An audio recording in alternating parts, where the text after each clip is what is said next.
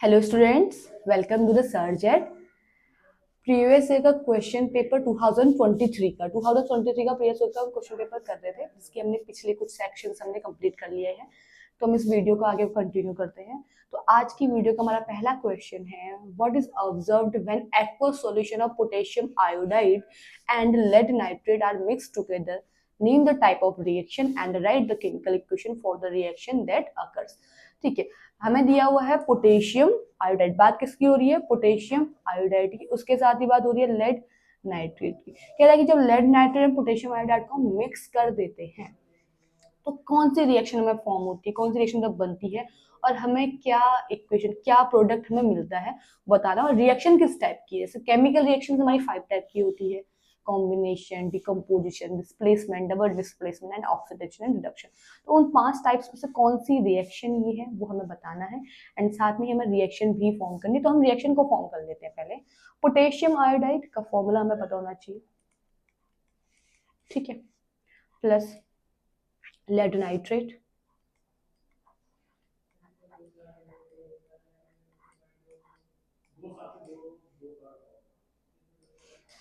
अब देखिए, अब जब हम रिएक्शन को बनाते हैं तो क्या बनेगा।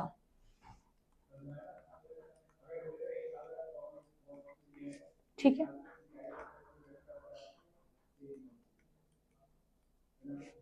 अब देखिए रिएक्शन को हमें बैलेंस करना है।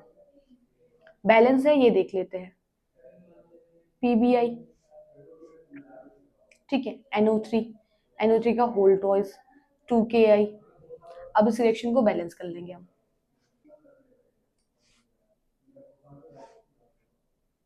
इसका 2 अगर हम यहाँ लगाते हैं तो के भी हमारा बैलेंस हो गया। NO3 का होल टॉइस है तो NO3 N2, ठीक है, और यहाँ आपका जाएगा I2, ठीक है। इस अकॉर्डिंग हमारा potassium iodide and lead nitrate को जब हम रिएक्ट करवाते हैं तो हमें जो पीबीआई ये है, ये हमें मिलता है येलो प्रेसिपिटेट। ये आपका है येलो प्रेसिपिटेट, ठीक है, येलो प्रेसिपिटेट मिलता है, और साथ में हमें मिलता है पोटेशियम नाइट्राइड। तो इस रिएक्शन को हम क्या बोलेंगे?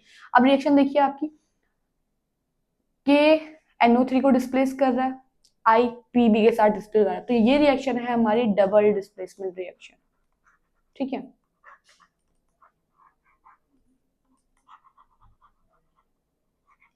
डबल डिस्प्लेसमेंट रिएक्शन है क्योंकि दोनों एलिमेंट क्या कर रहे हैं, दोनों को अपने जो कंपाउंड है उनको डिस्प्लेस कर रहे हैं। तो डबल डिस्प्लेसमेंट में होता है कि दोनों एलिमेंट्स डिस्प्लेस होते हैं। सिंगल डिस्प्लेसमेंट सिर्फ डिस्प्लेसमेंट होगा तो एक ही ऐसा कंपाउंड होगा जो डिस्प्लेस होता है। तो ये आपका आंसर होगा कि रिएक्शन क्या बनती है। Name the type of reaction and chemical equation. ये आपकी डबल डिस्प्लेसमेंट रिएक्शन है, और इक्वेशन हमने दी दी, क्या बन रहा है, क्या फॉर्म हो रहा है, येलो प्रेसिपिटेट फॉर्म हो रहा है, ठीक है। नेक्स्ट क्वेश्चन पे मूव करेंगे। Why is it important to prevent oxygenated and deoxygenated blood from mixing in bloods and mammals? ये पहला क्वेश्चन है, पहले इसको देख लेते हैं। कह रहा है कि क्यों इंपॉर्टेंट है ब्लड एंड मैमल्स में ऑक्सीजन और डीऑक्सीजनेटेड ब्लड को मिक्स ना होने देना। हमें पता है कि मैमल्स में 4 चैम्बर्स होते हैं, ठीक है, जो क्या करते हैं, ऑक्सीजनेटेड ब्लड और डीऑक्सीजनेटेड ब्लड को मिक्स होने से बाद 2 चैम्बर्स में, जो हमारे 2 चैम्बर्स है उसमें डीऑक्सीजनेटेड ब्लड रहता है, 2 चैम्बर्स में हमारा ऑक्सीजनेटेड ब्लड रहता है। चैम्बर हमारे 4 होते हैं, जिसमें right atrium, right ventricle, left atrium and left ventricle रहता है, ठीक है। तो देखिए अब यहाँ पे ये चीज है कि क्यों प्रिवेंट होता है, ये इसलिए प्रिवेंट होता है, यहाँ पे हम आंसर में ये देंगे, इसलिए प्रिवेंट होता है क्योंकि हमारे बॉडी के टेम्परेचर को मेंटेन करने के लिए, अब बॉडी टेम्परेचर मेंटेन करने के लिए हाई लेवल ऑफ एनर्जी हमें चाहिए होती है, हाई लेवल की एनर्जी हमें चाहिए होती है, जिससे क्या होगा, बॉडी टेम्परेचर मेंटेन रहेगा। बॉडी टेम्परेचर अगर oxygenated and deoxygenated blood mix हो गया तो वहां पे जो CO2 का लेवल है, ठीक है, CO2 का लेवल क्या हो जाएगा, इंक्रीज हो जाएगा। अगर CO2 का लेवल इंक्रीज हो गया तो बॉडी का जो टेम्परेचर है वो मेंटेन नहीं रहेगा। तो बॉडी के टेम्परेचर को मेंटेन करने के लिए, क्योंकि हमें ऑक्सीजन सप्लाई होती है हमें, तो हमारे एक हाई ऑक्सीजन सप्लाई हमें चाहिए होती है, तो हाई बॉडी एनर्जी को मेंटेन करने के लिए, बॉडी टेम्परेचर को मेंटेन करने के लिए हमें हाई एनर्जी रिक्वायरमेंट होती है। इसलिए ये कंपलसरी है कि मैमल्स और बर्ड्स में ऑक्सीजनेटेड एंड डीऑक्सीजनेटेड ब्लड को मिक्स होने से प्रिवेंट किया जा सके, इसलिए इसको प्रिवेंट कौन करती है, हमारे चार जो चैम्बर है उसको डीऑक्सीजनेटेड एंड ऑक्सीजनेटेड ब्लड को प्रिवेंट आपस में मिक्स होने से, वो एक वॉल होती है हार्ट में जिसको हम बोलते हैं सेप्टम, जो सेप्टम वॉल है वो प्रिवेंट करती है ऑक्सीजनेटेड एंड डीऑक्सीजनेटेड ब्लड को मिक्स होने से, ठीक है। तो ये सेप्टम वॉल है जो हमारे हार्ट में प्रेजेंट रहती है, और ऐसा क्यों होता है, बॉडी टेम्परेचर को मेंटेन करने के लिए हमें हाई एनर्जी रिक्वायरमेंट होती है, इसलिए ऑक्सीजनेटेड एंड डीऑक्सीजनेटेड ब्लड को आपस में प्रिवेंट होने से रोका जाता है। अगला क्वेश्चन है, which animals can tolerate some mixing of the oxygenated and deoxygenated blood streams, on what factor does the body temperature of these animals depend. देखिए बर्ड एंड मैमल को छोड़ के हमारे आते हैं रेप्टाइल्स एंड एम्फीबियंस, जो reptiles and amphibians की हम बात करते हैं तो उनमें O2 and CO2, O2 means oxygenated, CO2 means deoxygenated blood, तो रेप्टाइल्स एंड मैमल्स में ऐसा है कि वो oxygenated blood and deoxygenated blood की मिक्सिंग को टॉलरेट इजीली कर सकते हैं। उनमें अगर ऑक्सीजनेटेड ब्लड और डीऑक्सीजनेटेड ब्लड मिक्स भी हो जाए तो उनमें कोई दिक्कत नहीं, बिकॉज ऑफ, क्योंकि उनका जो बॉडी का टेम्परेचर होता है, कह रहे हैं कि what factor does the body temperature of these animals, इसका आंसर तो हमारा हो गया रेप्टाइल्स एंड एम्फीबियंस, ठीक है।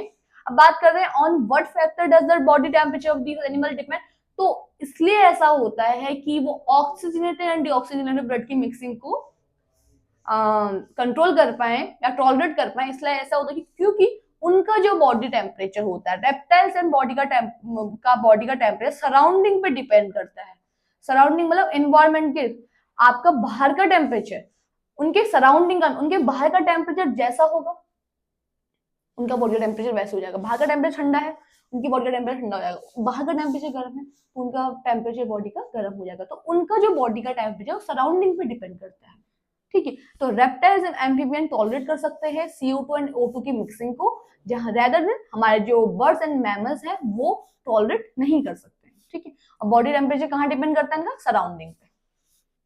नेक्स्ट क्वेश्चन पे मूव करेंगे। Mendel's crossed a pure plant tall pea plant capital T with a pure short pea plant small t and obtained all plants in F1 generation। देखिए ये जो हमारा question है ये है हमारा हेरिडिटी से, हेरिडिटी आपकी पूरी बेस्ड है मेंडल के एक्सपेरिमेंट, मेंडल ने कुछ एक्सपेरिमेंट करे थे उन्हीं को हम यहाँ पढ़ते हुए।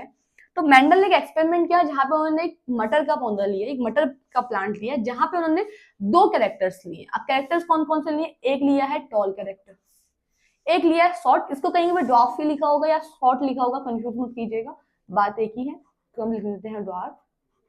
कैपिटल टी उन्होंने यूज लिया था टॉल के लिए, स्मॉल टी उन्होंने लिया था ड्वार्फ के लिए, ठीक है। ओके, तो जब उन्होंने कैपिटल टी स्मॉल टी की क्रॉसिंग ओवर करवाई इन F1 जनरेशन, तो कह रहे हैं what is the gene combination present in plant of F1, तो पहले ही जब क्रॉसिंग ओवर हुई उस टाइम पे कौन सा जीन कॉम्बिनेशन हमें मिला, तो क्रॉसिंग ओवर करवाते हैं।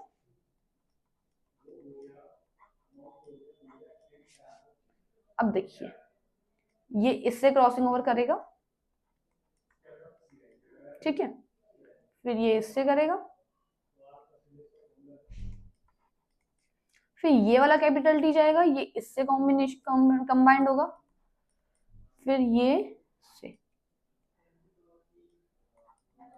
तो हमें 4 पेयर्स मिलते हैं, capital T small T, capital T small T, capital T small T and capital T small T, 4 pairs हमें मिले हैं इन F1 जनरेशन, जहां पे क्या कराई गई है, क्रॉसिंग ओवर कराई गई है। F1 जनरेशन में हम क्रॉसिंग ओवर कराते हैं 2 कैरेक्टर्स के बीच में, तो यहाँ पे जब क्रॉसिंग ओवर करवाई तो हमें 4 पेयर्स मिले, तो जीन कॉम्बिनेशन क्या है, जीन कॉम्बिनेशन 4 के 4 सेम है, तो यहाँ पे जो जीन कॉम्बिनेशन लेंगे वो लेंगे हम capital T and small T, तो पहले का आंसर आपका रहेगा capital T and small T, तो जीन कॉम्बिनेशन में फॉर्म हुआ है इन F1 जनरेशन। अगला, give reason why only tall plants are observed in F1 progeny. अब यहाँ पे एक नया वर्ड आया है प्रोजेनी, इसे कंफ्यूज मत कीजिएगा, कहीं पे जनरेशन लिखा होगा कहीं पे प्रोजेनी लिखा होगा, दोनों एक ही चीज है, दोनों एक ही है, बात F1 जनरेशन लिखा हो या F1 प्रोजेनी लिखा हो दोनों सिमिलर है, इसमें कंफ्यूज होने की जरूरत नहीं है, ठीक है। तो इसमें आगे बढ़ेंगे, give reason why only 12 plants are observed in F1 progeny, ऐसा क्यों है। अब देखिए 2 कैरेक्टर लिए capital T and small T, जब हम हेरिडिटी का ये एक्सपेरिमेंट पढ़ते हैं तो वहां पे हम एक चीज देखते हैं कि यहाँ पे एक बात आती है डोमिनेंट एंड रेसेसिव, तो dominant character and recessive character, ठीक है। अब डोमिनेंट क्या होता है? डोमिनेंट है वो है जो अपने आप को एक्सप्रेस कर रहा है, ज्यादा एक्सप्रेस करेगा तो वो डोमिनेंट है, अगर अपने आप को कम एक्सप्रेस कर रहा है तो वो रेसेसिव है। अब जो टॉल कैरेक्टर है, हमेशा जो टॉल कैरेक्टर है, चाहे वो उसमें कैपिटल टी आप जीन ले लें या आप स्मॉल टी ले लें या वहां पे, लेकिन जो टॉल कैरेक्टर होगा वो हमेशा डोमिनेंट होता है। एंड जो ड्वार्फ होता है वो होता है रेसेसिव। तो जो ड्वार्फ सॉरी तो जो ड्वार्फ कैरेक्टर है आपका, वो अपने आप को कम एक्सप्रेस करता है क्योंकि वो क्या है? रेसेसिव है। रेसेसिव कैरेक्टर अपने आप को कम एक्सप्रेस करता है, जो सबसे पहले अपने आप को एक्सप्रेस कर रहा है। जब हमें पेयर मिला है तो इसमें जो पेयर है हमारा capital T, it is a dominant character, और ये जो आपका small, it is a recessive. क्यों? क्योंकि कैपिटल टी अपने आप को पहले एक्सप्रेस कर रहा है। तो डोमिनेंट होने के वजह से जो भी, चाहे वो उसमें हमने कैपिटल लिया हो या स्मॉल टी लिखा हो, जो डोमिनेंट कैरेक्टर होगा, जो टॉल कैरेक्टर होगा, वो डोमिनेंट कैरेक्टर होगा, वो अपने आप को ज्यादा एक्सप्रेस करेगा, और ड्वार्फ कैरेक्टर जो होगा वो अपने आप को कम एक्सप्रेस करेगा, जिसको हम रेसेसिव बोल देते हैं। तो यहाँ पे रीजन हम देंगे because of in only tall plants are absorb in F1 progeny, क्योंकि जो टॉल प्लांट्स है वो आपके क्या है? डोमिनेंट है। तो डोमिनेंट होने की वजह से ही F1 प्रोजेनी या F1 जनरेशन में हमें सारे के सारे कैरेक्टर क्या मिल रहे हैं? टॉल प्लांट के मिल रहे हैं। सारे के सारे ही प्लांट क्या है? टॉल है, क्योंकि वो क्या है? डोमिनेंट है। ठीक है, अगला देखते हैं, what will be the ratio of the plants obtained in the F2 generation when F1 plants are self cross। अब देखिए, जब F1 प्लांट्स F1 जनरेशन में जो हमें रिजल्ट मिलता है, जो हमें ये 4 पेयर्स मिले, इनको जब F2 जनरेशन के लिए प्रिपेयर, तो F2 जनरेशन में सेल्फ पॉलिनेशन होता है, ये खुद ही अपने आप से पॉलिनेट करते हैं, सेल्फ पॉलिनेशन करते हैं। F1 जनरेशन के लिए हमें क्रॉसिंग ओवर करवानी पड़ती है, बट F2 जनरेशन में क्या होता है? क्रॉसिंग ओवर सेल्फ पॉलिनेशन होता है। तो यहाँ पे सेल्फ पॉलिनेशन होगा, तो इसको करते हैं।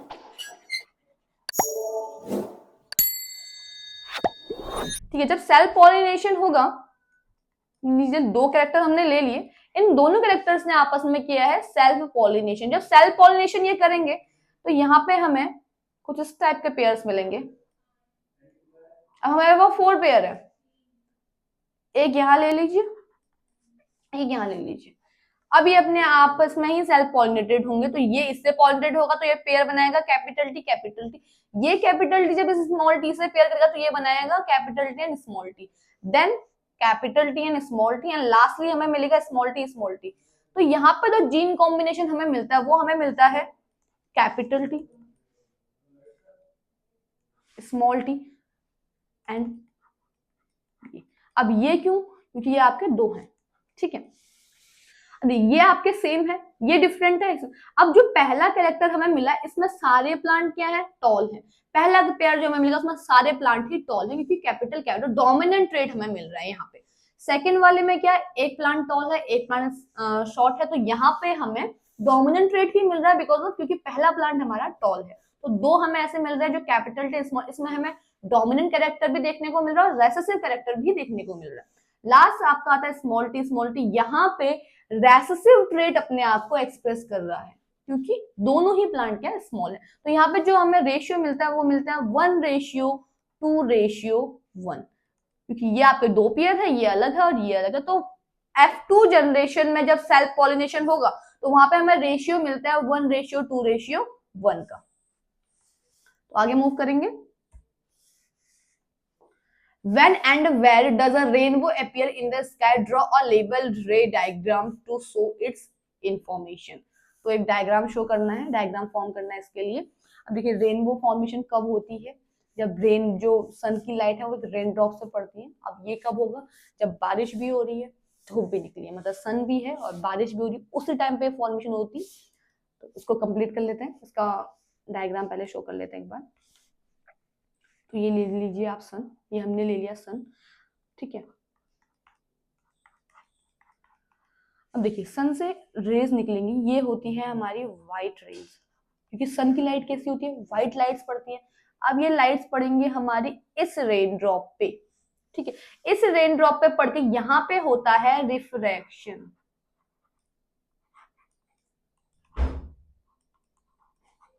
रिफ्रैक्शन हुआ, रिफ्रैक्शन होने के बाद जो यहाँ पे जो लाइट है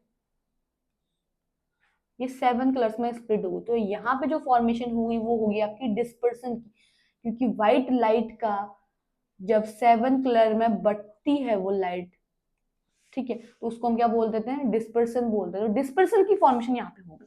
अब यहां से ये लाइट क्या थी, ये रिफ्लेक्ट होनी थी, ये बाहर चले जानी थी, लेकिन ये रिफ्लेक्ट ना हो, ये क्या होता है, वापस से घर जाती है।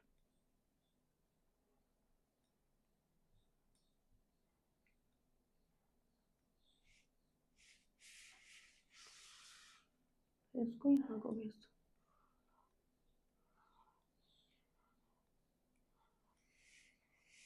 ऐसे, और यहाँ पे एक आई बना दो,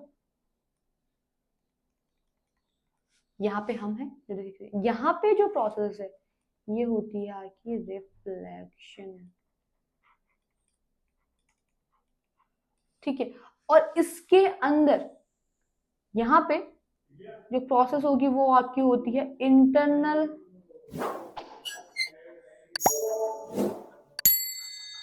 रिफ्लेक्शन, ठीक है, इंटरनल रिफ्लेक्शन। तो देखिए, जब व्हाइट लाइट जो है, जो सन की लाइट है, वो रेन ड्रॉप पे पड़ी, रेन ड्रॉप पे पड़ने के बाद क्या हुआ, वहां पे वो उसका रिफ्रैक्शन हुआ। अब रिफ्रैक्शन का मतलब क्या होता है, आर पार जाती है लाइट, ठीक है, रिफ्लेक्शन हो गया। रिफ्लेक्शन होने के बाद जब इस रेन ड्रॉप के अंदर लाइट गई तो यहाँ पे हुई डिस्पर्सन की फॉर्मेशन। अब डिस्पर्सन की फॉर्मेशन का मतलब क्या होता है, डिस्पर्सन मतलब हो जाता है कि आपकी जो लाइट है वो 7 कलर्स में स्प्लिट हो गई है, ठीक है। व्हाइट लाइट का 7 कलर में स्प्लिट होने को हम बोलते हैं डिस्पर्सन। तो डिस्पर्सन की फॉर्मेशन होगी। अब जो ये 7 लाइट कलर की लाइट थी यहाँ से क्रॉस होनी थी, यहाँ से रेन ड्रॉप से क्या करनी थी, बाहर निकल जानी थी। अब ये बाहर ना निकल के ये रिफ्रैक्शन हो गया, रिफ्रैक्ट होनी थी बाहर निकल, ये वापस से क्या हो जाती है, यहाँ पे जो फॉर्म होती है इंटरनल रिफ्लेक्शन, रिफ्लेक्शन होता है, ये लाइट यहाँ से वापस लौट जाती है। रिफ्लेक्शन का मतलब क्या होता है, जब लाइट वापस लौट गई है, ठीक है, टकरा के वापस आ गई। अब यहाँ पे जब वापस आते तो इस रेन ड्रॉप के अंदर जो फॉर्मेशन है इसको हम बोल देते हैं इंटरनल रिफ्लेक्शन। इंटरनल रिफ्लेक्शन की प्रोसेस हो गई, क्योंकि रिफ्लेक्शन होता था लेकिन लाइट बाहर नहीं निकली रेन ड्रॉप से, वो अंदर ही रिफ्लेक्ट हो गई। रिफ्लेक्ट होने के बाद यहाँ पे इस पॉइंट पे ये सनलाइट बाहर निकलती है, 7 कलर बाहर निकलते हैं, यहाँ इस प्रोसेस को हम बोल देते हैं रिफ्लेक्शन। यहाँ पे क्या आता है आपका, रिफ्रैक्शन की प्रोसेस यहाँ पे हो जाएगी। रिफ्रैक्शन की प्रोसेस हो गई तो अब ये लाइट क्या है, बाहर गई। अब रिफ्रैक्शन की जब प्रोसेस हुई, जब ये सनलाइट बाहर निकली तो यहाँ पे हमें ये सनलाइट व्हाइट लाइट नहीं है, ये है 7 कलर। अब ये 7 कलर क्या है, यही रेनबो है जो हमें दिखता है। रेनबो के अंदर 7 कलर प्रेजेंट रहते हैं, हमें कुछ ही कलर दिखते हैं बट उसमें 7 कलर प्रेजेंट रहते हैं। तो रिफ्रैक्शन के बाद जो लाइट हमें दिखती है वो हमें रेनबो के फॉर्म में दिखती है। अब रेनबो कब बनेगा, देखिए रेनबो हमेशा सन के अपोजिट डायरेक्शन में बनेगा। इट्स मीन अगर हम यहाँ खड़े हैं, ठीक है, सन हमारे पीछे होना चाहिए, अगर सन हमारे पीछे है तो हमारे सामने रेनबो बन रहा है, ठीक है, हमारी आंख इधर है, रेनबो यहाँ बना है, तो इट्स मीन सन क्या है, हमारे पीछे। अगर सन हमारे ओवरहेड आएगा, सीधे हमारे सर के ऊपर में भी होगा, ओवरहेड होगा बिल्कुल, तब भी रेनबो की फॉर्मेशन नहीं होगी, क्योंकि रेनबो की फॉर्मेशन होने के लिए सन हमेशा हमारे अपोजिट है, हमारे बैक पे होना चाहिए, हमारी बैक जो है वो सन की तरफ होनी चाहिए और हमारी आंखें रेनबो की तरफ होनी चाहिए। तो हमेशा रेनबो के जो है वो सन के अपोजिट डायरेक्शन में बनेगा। और ये आपका डायग्राम है, इसमें रिफ्लेक्शन होता है, डिस्पर्सन होता है और इंटरनल रिफ्लेक्शन होता है। तो 3 चीजें होती है इसमें, रिफ्लेक्शन भी होता है, रिफ्लेक्शन भी होता है, डिस्पर्सन भी होता है रेनबो की फॉर्मेशन बनने में। तो नेक्स्ट क्वेश्चन पे मूव करेंगे। VI graph for two conducting wires A and B are as shown. If both wires are of the same length and same diameter, which of the two is made up of material of high resistivity? Give reasons to justify your answer. ठीक है, अब देखिए अगर इसको हम फॉर्मूले से करते हैं तो हम लेते हैं V is equal to IR। हमें बताना है रेसिस्टिविटी, तो हम रेसिस्टेंस निकालोगे V अपॉन I। तो इट्स मीन I तो क्या हो गया, रेसिप्रोकल में चले गए। अब अगर ये हमारा क्या है, V क्या है, R के डायरेक्टली प्रोपोर्शनल हो गया, I हमारा हो गया इनवर्सली प्रोपोर्शनल। इसमें अगर R बढ़ेगा तो I घटेगा, लेकिन अगर R बढ़ रहा है तो V भी बढ़ रहा है। इसमें अगर V बढ़ रहा है तो R भी बढ़ रहा है। तो देखिए ये हमारा X एक्सिस है, ये हमारा Y एक्सिस है, ठीक है। अब यहां देखिए वी वाई। अब यहाँ v है और यहाँ i है, तो इट्स मीन अब हमें दिया है a एंड b। अब किसका यहाँ पे हमें स्लोप निकालना है। स्लोप कैसे निकालेंगे आप दोनों एक्सिस को रेसिप्रोकल कर ले, x और y, तो v अपॉन i हो गया। ठीक है, अब देखिए जो b का स्लोप है हमारा, इट्स मीन b का स्लोप क्या है हमारा, ज्यादा है। b का स्लोप ज्यादा कैसे है, इसका स्लोप ज्यादा है कंपैरिजन देन a। ठीक है, अब ऐसा हम क्यों बोल रहे हैं, क्योंकि हमारे पास क्या है v। अगर v इंक्रीज हो रहा है तो इट्स मीन r भी इंक्रीज होगा। हमें फॉर्मूला पता है r is equal to v upon I. तो हाई रेसिस्टिविटी अगर है, हाई रेसिस्टिविटी की बात कर रहा है, तो अगर v जितना ज्यादा होगा उतनी रेसिस्टिविटी भी ज्यादा होगी, क्योंकि v इंक्रीज होगा तो r भी इंक्रीज होगा। इट्स मीन v का जो रेसिस्टिविटी है, v की जो रेसिस्टिविटी है वो हाई होगी कंपेरिजन देन a, क्योंकि a क्या है आपके स्लोप में नीचे है, उसका स्लोप भी कम बन रहा है। स्लोप कैसे निकालेंगे, x एक्सिस और y एक्सिस को अपॉन लेंगे, हम x axis upon y axis कर लेंगे, तो वैसे हमारा स्लोप निकल जाएगा। तो b की रेसिस्टिविटी ज्यादा होगी, हाई रेसिस्टिविटी होगी, और a की कम होगी, कि फॉर्मूला हमें पता है r is equal to v upon I. r बढ़ रहा है तो v भी बढ़ रहा है, और r घट डिक्रीज हो रहा है तो v भी डिक्रीज। अब अगर हम इसका उल्टा कर दें, यहाँ हम i कर दें, यहाँ हम v कर दें, तो इस कंडीशन में क्या हो जाएगा, a की रेसिस्टिविटी ज्यादा हो जाएगी b के कंपेरिजन में, क्योंकि यहाँ पे क्या हो जाएगा, r अगर बढ़ेगा तो i डिक्रीज होगा, तो इट्स मीन अगर i बढ़ रहा है ऊपर की ओर तो r क्या होगा, कम होगा। तो b ऊपर है और a नीचे है, तो इस मीन i क्या है, b पे ज्यादा है और a पे कम है, तो a की रेसिस्टिविटी ज्यादा हो जाएगी अगर एक्सिस को हम चेंज करते हैं। अगर हम v की जगह i लिखते हैं और i की जगह v लिखते हैं, लेकिन यहाँ पे हमारा ये दिया हुआ, तो इस कंडीशन में जो b की रेसिस्टिविटी है, b की रेसिस्टिविटी ज्यादा होगी, हाई रेसिस्टिविटी होगी b की। फॉर्मूला आप ये दे सकते हैं रीजन। ठीक है, तो आज की क्वेश्चन सीरीज हमारी यहीं पे कंप्लीट होती है स्टूडेंट्स। अगर आपको ये क्वेश्चन सीरीज पसंद आई है, और हमारी बाकी जो क्वेश्चन सीरीज है, जो अपकमिंग क्वेश्चन सीरीज है, हमारे चैनल पे जल्दी अपलोड होंगी, तो अगर आपको ये क्वेश्चन सीरीज पसंद आई है तो हमसे जुड़े रहिएगा और हमारे चैनल को सब्सक्राइब कीजिएगा। Thank you, wish you all the best.